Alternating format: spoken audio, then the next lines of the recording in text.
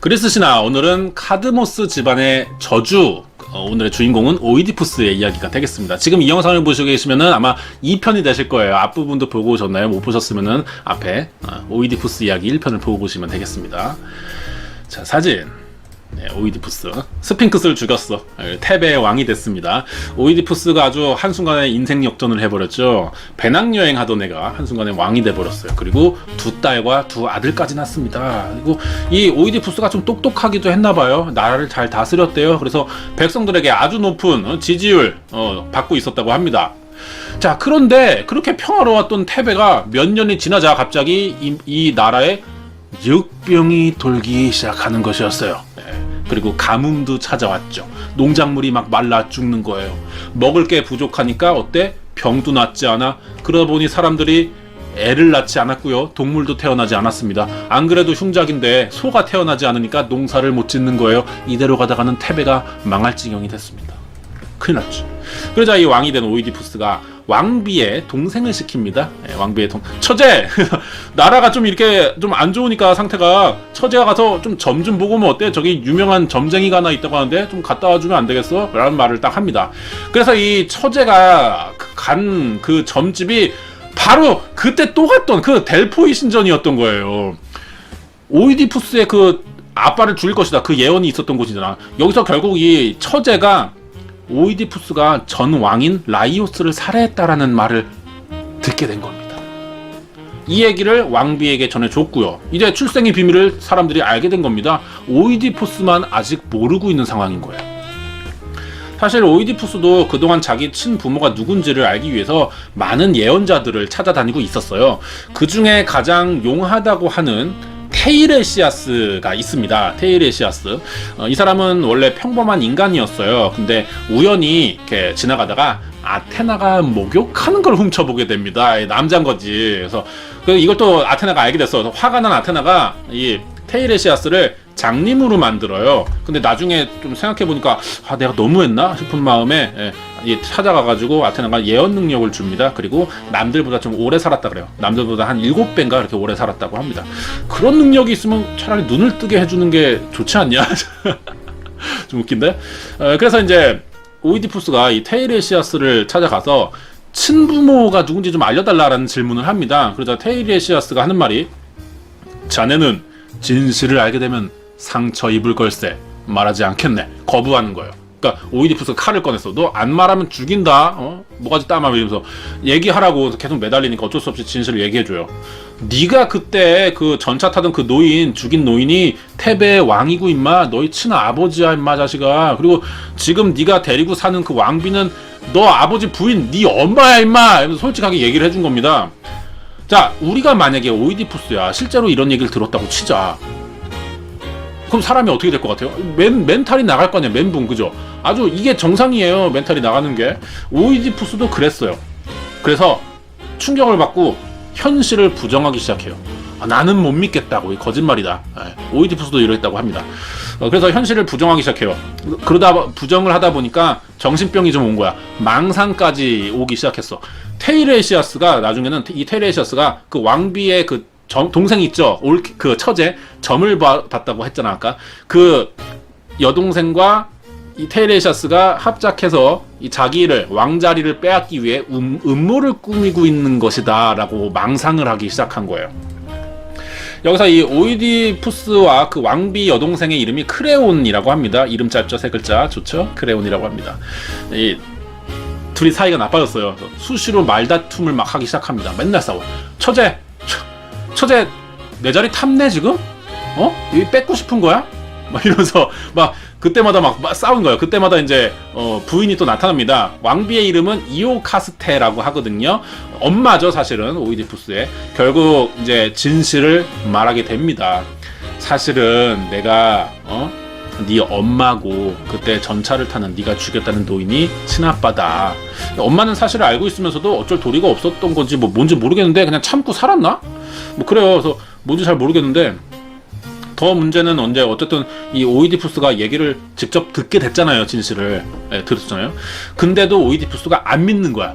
너무 충격을 받아가지고 안 믿는 거야. 그래서 계속 그냥 이 그 점쟁이랑 이 처제가 자기를 왕자리에서 몰아내려고 이제 집안에서 꾸민 거짓말이다 이렇게 계속 그냥 오해만 하고 있었던 겁니다. 예. 그러면서 이제 나라가 계속 안 그래도 이제 육병 돌고 막 흉작인데 막 상태도 안 좋아지고 개판이었지. 그러던 도중에 코린토스라는 국가에서 편지가 옵니다. 이제 어릴 때 그 양 부모 만났잖아, 오이디푸스가. 그 나라 코린토스에서 편지가 와요. 오이디푸스의 그 양아빠 이름이 폴리보스라고 했죠. 폴리보스가 죽었습니다. 당신의 아버지 죽었습니다 하고 소식이 온 거예요, 편지가. 사람들의 얘기를 막 진실을 아무리 얘기해줘도 오이디푸스가 안 믿고 있었는데, 예, 그죠? 어쨌든 오이디푸스는 아버지를 죽일 거라는 예언을 듣고 있었고, 그러던 와중에 우리 아빠 죽었어? 그러면 예언? 비켜간 거 아니야? 이런 생각만 안심을 하게 됩니다. 그런데 이 장례식은 가지 못해요. 왜냐면은 엄마가 살아있잖아. 엄마랑 결혼을 할 것이다 라는 예언이 있으니까 가면 큰일 나잖아. 그러니까 자기가 예언을 비켜가고 싶어가지고 장례식에 일부러 참가를 하지 못하고 있어요. 그러니까 아직까지도 혼자만 모르고 있는 거야, 이 진실을. 그래서 막 장례식 가야 되는데 아들이 장례식을 못 가고 막 이렇게 고민을 하고 있는 거예요. 아직까지도 친아빠라고 생각하는 거지, 그 사람을. 그래서 고민을 하다 보니까 이 편지를 전해준 코린토스의 사람이 드디어 진실을 말해줍니다. 저기요, 왕님, 사실 저는 어릴 때부터 당신을 이렇게 좀 왕 옆에서 보던 사람인데요. 예.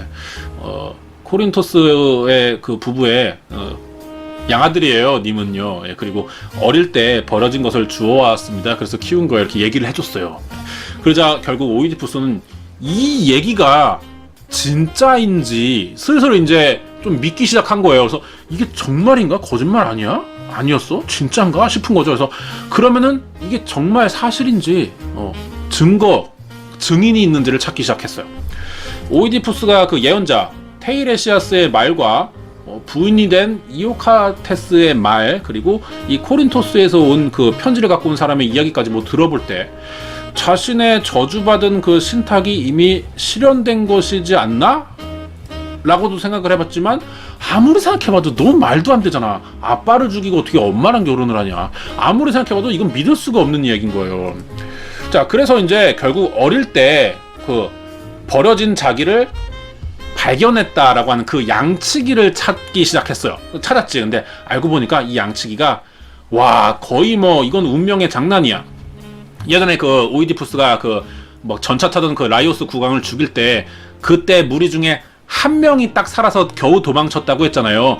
그 양치기가 그 사람인 거야. 라이오스의 시종이었대요. 그러니까 결국 이 양치기는 아빠가, 라이오스 왕이 자기가 아들을 버리니까 갓난애가 숲에서 어떻게 살아, 죽을 게 뻔하잖아. 그래서 시종이 불쌍해서 왕 몰래 이 아기를 데려다가, 왕자였죠, 데려다가 다른 나라 왕한테 보냈던 거였어요. 근데 생명의 은인이었던 거지, 사실. 그럼 라이오스 왕이 산적 때 만나서 죽었다는 그 소문은 뭐냐, 그게 왜 태베에 퍼졌냐고, 이것도 알아야겠죠. 이거는 그 당시 있던 사건이 그 오이디푸스 한 사람한테 왕이랑 그 무리들이 다 죽었다, 그리고 자기 혼자 도망쳤다, 이 시종이. 그 이야기가 소문이 나는 게 무서워서 창피하기도 하고, 그래서 산적대를 만난 거라고 거짓 소문을 냈던 겁니다. 이제서야 모든 사실이 다 드러나게 된 거예요. 아빠를 죽였고, 엄마랑 결혼해서 아이를 낳았고, 온 나라에 전염병까지 가져온 이 저주받은 존재가 바로 자기 오이디푸스라는 것을 이제야 인정을 하게 돼요. 그래서 왕비로 있는 그 이오카스테 친엄마죠. 친엄마 생각이 났어요. 마지막 대답을 듣기 위해서 그 친엄마를 찾아갑니다. 그래서 엄마하고 방문을 딱 열었는데 그 아내이잖아. 이미 아내이기도 했고 엄마이기도 한 이오카스테는 이미 이 사실 때문에 충격을 받아서 이거 견뎌내지 못하겠는 거야. 목을 메고 이미 스스로 목숨을 끊은 상태였다고 합니다. 큰일 났지 뭐. 그러니까 어때? 이게 진짜라 싶으니까 미치겠는 거지. 엄마도 죽었고. 그래서 오이디푸스가 속도 상하고 이 저주받은 운명을 끝내고 싶어가지고 엄마인 그 이오카스테가 그 당시 이렇게 옷에 항상 달고 다니던 브로치가 있었대요. 그걸 빼가지고 자기의 눈을 찔러요. 팍팍. 나는 이 정도 이렇게 내가 스스로 자기한테 이제 형벌을 내린 거지. 그리고 이제는 이모가 됐죠. 크레온 처제였는데 이모가 됐어. 이모에게 자기 자식들을 잘 보살펴주고 아이들이 커서 왕이 될 때까지만 섭정이 돼가지고 대신 정치를 해달라라고 부탁을 한 뒤에 테베를 떠나게 됩니다. 이 이야기로 생긴 말이 하나 있어요. 이 사건을 가지고 생긴 심리학 용어가 바로 오이디푸스 컴플렉스라는 말입니다. 오스트리아의 정신의학 박사죠. 지그문드 프로이트. 유명한 사람이에요. 그죠? 이름을 붙인 건데, 예전에 보면, 지금은 많이 깨졌어. 좀 많이 달라졌는데, 예전에 보면은 이 가족 간의 역할을 보면은 아빠인 사람은 나가서 일을 해 돈을 벌어옵니다. 그죠? 그리고 그 돈으로 엄마가 아이도 키우고 집안 살림을 맡는 그런 역할을 했었단 말이야. 그런 식으로 이제 많이 거의 정형화되다시피 이제 나눠져 있었는데, 이러한 구조 때문에, 가정 구조 때문에 생긴 게 이겁니다. 오이디푸스 컴플렉스. 남자아이의 경우에 아빠보다는 엄마의 보살핌을 더 많이 받아요. 그러니까 엄마랑 좀 더 친하고 엄마랑 애정이 많이 생긴단 말이야. 그래서 엄마를 사이에 두고 아빠랑 경쟁합니다. 엄마를 더 차지하기 위해서. 그러한 심리가 생겨요. 유아기 때 남자애들이. 여자인 경우에도 조금 비슷해. 똑같이 여자애도 어릴 때는 엄마를 놓고 아빠랑 경쟁을 합니다. 예. 하지만 이 기간이 지나면은 아빠와의 그 경쟁하려던 그 관계가 개선이 돼요. 왜냐면은 딸이 유아기적 사고를 벗어나게 되는 거니까. 대신에 성인이 되면서 여성으로서의 그 성 정체성이 자리 잡히면서 엄마 대신 이제는 아빠를 놓고 경쟁을 해요. 엄마랑. 예전에 어릴 때는 아빠랑 경쟁하지만 크고 나면 엄마랑 경쟁하는 심리가 좀 생깁니다. 이성으로 오는 그런 관계에서 오는 그런 심리 현상인 것 같아. 이런 현상을 오이디푸스 컴플렉스라고 부르죠. 스스로 장님이 된 오이디푸스죠. 지금 눈을 감고 있죠. 자세히 보시면은 장님이 됐습니다. 많이 늙었네요. 이제 테베를 떠났어요. 그죠? 그 뒤로 어떻게 됐을까요? 알아봐야겠죠. 자신의 어떤 저주받은 운명과 그동안의 이런 사고들을 잊기 위해서 옆에 있는 게 딸이에요. 딸인 안티고네 한 명만 데리고 사남매를 키웠는데, 장녀인가봐. 안티고네만 데리고 좀 부축을 받으면서, 안 보이니까. 그러면서 이제 다시 여행을 하게 됐어요.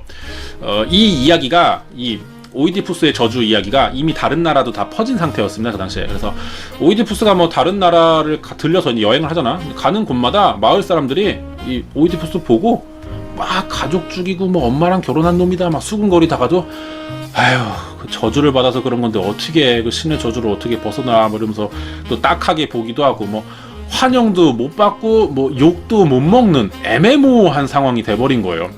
여행길이 되게 초라해져 버린 거죠. 예. 그래서 또 입이 이만큼 대빨 나와가지고 이제 앉아 있는 거야, 이 사진이. 자, 이때 별안간 제우스의 아들인 아폴론이 나타나 버립니다. 나타났어요. 왜 나타났지? 얘 갑자기? 델포이 신전에서 여러 번 사람들이 가서 그 점을 바쳤다고 했잖아. 그죠? 그 무당이 바로 이 아폴론이었던 거예요. 신에게 본 점이었던 거죠. 자기가 진실을 괜히 얘기해줘가지고 오이디푸스가 얘가 이 모양 이 꼴이 됐구나 라는 생각에 좀 미안했나봐. 그래가지고 테세우스가 다스리는 아테네로 가보라고 하는 말을 해줍니다. 그리고 사라졌어요. 그래서 갔지. 오이디푸스가 테세우스를 만났어요. 그래서 뭐 이런저런 얘기해주고 아폴론이 시켜서 왔다 이렇게 얘기를 했어. 그래서 거기서 머물게 됐어요. 이때 갑자기 이모인 크레온이 또 찾아와 버립니다.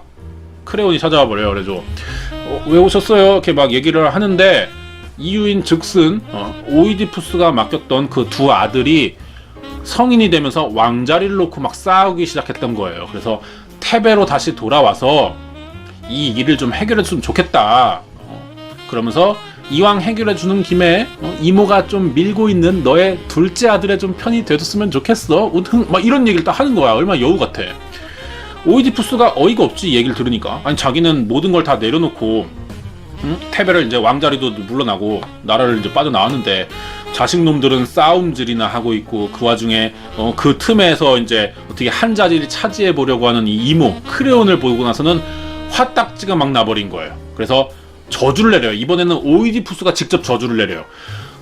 내 아들놈들 말도 안 듣고 너희들 갑작스럽게 어디서 객살 팔자야, 너희들 죽게 될 거야, 이런 저주를 내리고는 이 아테네마저도 떠나버리게 됩니다.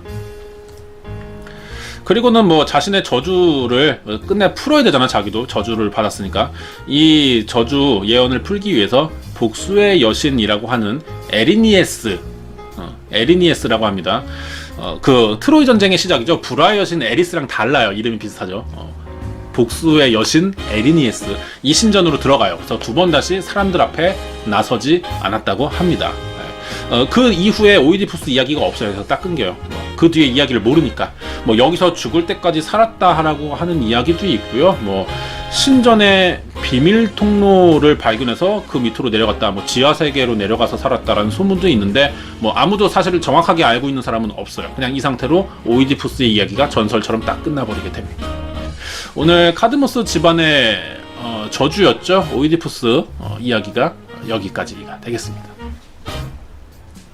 오늘 그리스 신화 카드모스의 저주 오이디푸스 이야기는 여기까지입니다.